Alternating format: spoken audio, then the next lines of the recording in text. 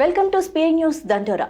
రాబోయే జూబ్లీహిల్స్ అసెంబ్లీ ఉప ఎన్నికకు సంబంధించిన తుది ఓటర్ల జాబితా విడుదలైంది. ఈ జాబితా ప్రకారం నియోజకవర్గంలో మొత్తం ఓటర్ల సంఖ్య 3,99,000గా ఉందని ముఖ్య ఎన్నికల అధికారి ప్రకటించారు. జూలై 1, 2025ను అర్హత తేదీగా తీసుకుని సవరించిన జాబితాలో 2,07,382 మంది పురుషులు, 1,91,593 మంది మహిళలు, 25 మంది ట్రాన్స్జెండర్ ఓటర్లు ఉన్నారు. లింగ నిష్పత్తి ప్రతి 1000 పురుషులకు 924 మహిళలుగా ఉంది.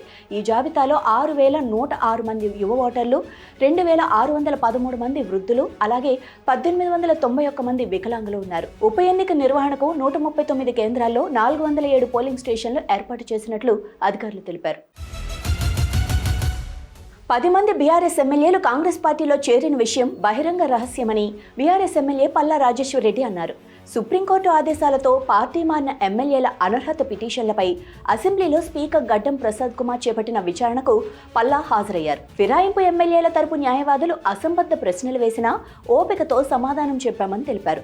పార్టీ మారిన 10 మంది ఎమ్మెల్యేలు నిస్సిగ్గుగా కాంగ్రెస్లో చేరలేదని చెప్తున్నారని మండిపడ్డారు. ఫిరాయించిన వారిపై అనర్హత వేటు వేయాలని విచారణ సందర్భంగా స్పష్టంగా చెప్పామని వెల్లడించారు. రాజకీయ లబ్ధి కోసం సాగునీటి ప్రాజెక్టులపై బీఆర్ఎస్ వర్కింగ్ ప్రెసిడెంట్ కేటీఆర్ అబద్ధాలు ప్రచారం చేస్తున్నారని నీటిపారుదల శాఖ మంత్రి ఉత్తమ్ కుమార్ రెడ్డి ఆక్షేపించారు. ఇవాళ ఢిల్లీలో కేంద్ర మంత్రి ప్రహ్లాద్ జోషిని కలిసి ఈసారి రాష్ట్రం నుంచి 80 లక్షల మెట్రిక్ టన్నుల ధాన్యం సేకరించాలని కోరినట్లు చెప్పారు. 52 లక్షల మెట్రిక్ టన్నుల సేకరణకు కేంద్ర ప్రభుత్వం ఇప్పటికే అనుమతిచ్చిందని, మిగిలిన ధాన్యాన్ని తీసుకోవాలని కోరతానని చెప్పారు. ఇప్పటికే రాష్ట్రంలోని గోదాములు, రైస్ మిల్లుల్లో నిండిపోయిన ధాన్యాన్ని తరలించేందుకు 300 రైళ్లు ఇవ్వాలని విజ్ఞప్తి చేయనున్నట్లు ఉత్తమ్ కుమార్ రెడ్డి తెలిపారు. ధనిక రాష్ట్రాన్ని అప్పుల రాష్ట్రంగా మార్చింది కేసీఆర్, కేటీఆర్ అని టీపీసీసీ చీఫ్ మహేష్ కుమార్ గౌడ్ ఆరోపించారు. కాంగ్రెస్ పార్టీ ఇచ్చిన మాట ప్రకారం చేసుకుంటూ పోతోందని, కాంగ్రెస్కి డిపాజిట్లు రావని బీజేపీ, బీఆర్ఎస్ ప్రచారం చేస్తుందన్నారు. నిరుద్యోగులకు ఉద్యోగాలు ఇవ్వటం, 200 యూనిట్ల కరెంటు ఫ్రీ, వారికి బోనస్ ఇవ్వటం, రుణమాఫీ చేయటం బాకీ పడ్డట్లా అని ప్రశ్నించారు. మీ ఇంట్లో వారికి ఉద్యోగాలు ఇచ్చుకున్నారని, కాళేశ్వరం ప్రాజెక్టుతో ఫార్ములా ఈ రేస్తో మీరు దోచుకున్నారన్నారు. బీజేపీ, బీఆర్ఎస్ ఒక్కటే, మీరు చేసిన అప్పులకు మేము వడ్డీలు కడుతున్నామని మహేష్ కుమార్ గౌడ్ అన్నారు. ట్రావెన్కోర్ దేవస్థానం బోర్డు కీలక నిర్ణయం తీసుకుంది. భక్తుల కోసం దేవస్థానం పరిధిలోని దేవాలయాల్లోని అన్ని ప్రసాదాలను భక్తులు ఇంటి నుంచే బుక్ చేసుకునే అవకాశాన్ని కల్పించింది. శబరిమల ఆలయానికి నేరుగా వెళ్లలేని భక్తులకు ప్రసాదం డోర్ డెలివరీ చేసేలా కొత్త విధానం తీసుకొచ్చింది. దీని ద్వారా ఇక నుంచి ఆన్లైన్లో ప్రసాదాలను బుక్ చేసుకునే వెసులుబాటు కలిగించింది. భక్తులకు మరింత సదుపాయాలను పెంచే క్రమంలో భాగంగా ఆధునిక సాంకేతికతను ఉపయోగించుకొని తాము కౌంటర్ బిల్లింగ్ మాడ్యూల్ను ప్రారంభించామని, మొత్తం దేవస్థానం కార్యకలాపాలను డిజిటలైజ్ చేస్తున్నామని బోర్డు పేర్కొంది. అమెరికా అధ్యక్షుడు డొనాల్డ్ ట్రంప్ మరో సంచలన నిర్ణయం తీసుకున్నారు. అమెరికా వెలుపల చిత్రీకరించే చిత్రాలపై 100% సుంకాలు విధించనున్నట్లు తెలిపారు. ఈ మేరకు సామాజిక మాధ్యమం ట్రూత్ సోషల్ వేదికగా ట్రంప్ పేర్కొన్నారు. అమెరికా చిత్ర నిర్మాణ వ్యాపారాన్ని ఇతర దేశాలు దోచుకుంటున్నాయని ఆరోపించారు. చిన్నారి నుంచి క్యాండీ లాక్కున్నట్లు ఇతర దేశాలు తమ వ్యాపారాన్ని ఆక్రమించాయని మండిపడ్డారు. ప్రధానంగా దీనివల్ల కాలిఫోర్నియా తీవ్రంగా దెబ్బతిందన్నారు. బలహీనమైన, అసమర్థత కలిగిన కాలిఫోర్నియా గవర్నర్ వల్ల అక్కడ ప్రభావం పడుతోందన్నారు.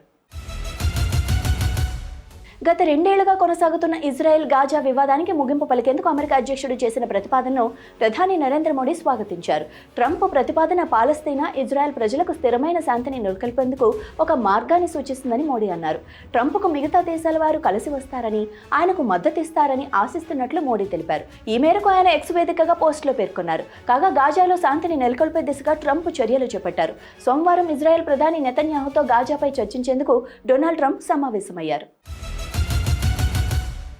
వైసీపీ డిజిటల్ బుక్పై రాష్ట్ర రవాణా శాఖ మంత్రి మండిపల్లి రాంప్రసాద్ రెడ్డి ఆసక్తికర వ్యాఖ్యలు చేశారు.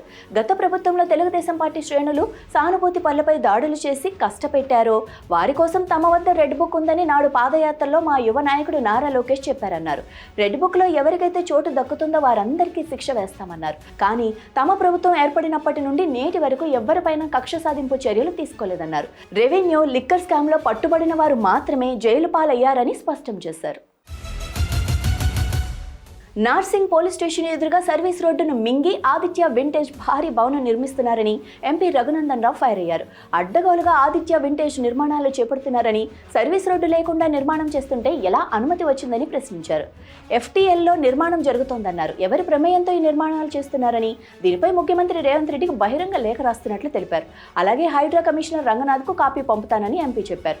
పేదోడి ఇండ్లను అడ్డగోలుగా కూలగొడుతున్నారని, పెద్దలకు ఎలా అనుమతులు ఇస్తున్నారని ఆగ్రహం వ్యక్తం చేశారు. రాష్ట్రంలో ఏకైక శక్తిపీఠమైన జోగులాంబ అమ్మవారి ఆలయాన్ని 345 కోట్లతో అభివృద్ధి చేస్తామని దేవాదాయ శాఖ మంత్రి కొండా సురేఖ పునరుద్ఘాటించారు. నవరాత్రుల సందర్భంగా జోగులాంబ గద్వాల జిల్లా అల్లంపూర్ శ్రీ జోగులాంబ అమ్మవారిని సురేఖ దర్శించుకున్నారు. దేవి శరన్నవరాత్రులు పురస్కరించుకొని 5వ శక్తిపీఠమైన జోగులాంబ బాల మహేశ్వర స్వామి అమ్మవార్లకు కొండా సురేఖ ప్రభుత్వం తరపున పట్టు వస్త్రాలు అందజేశారు. ఉగ్రవాదాన్ని అంతం చేయాలన్న సందేశంతో అలే బలే నిర్వహిస్తున్నట్లు బండారు దత్తాత్రేయ తెలిపారు. వచ్చే నెల 3న ఎగ్జిబిషన్ గ్రౌండ్లో జరగనున్న అలే బలే కార్యక్రమం నిర్వహణ పనులను బండారు దత్తాత్రేయ పరిశీలించారు. తెలంగాణ సంస్కృతి సాంప్రదాయాలను ప్రతిబింబించే విధంగా అలే బలే కార్యక్రమం నిర్వహిస్తున్నామని పేర్కొన్నారు. ఈ కార్యక్రమానికి వివిధ రంగాల ప్రతినిధులను ఆహ్వానిస్తున్నట్లు తెలిపారు. ఇవి ఇప్పటివరకున్న స్పీ న్యూస్ దండోరా. చూస్తూనే ఉండండి అభినవ్ భారత్.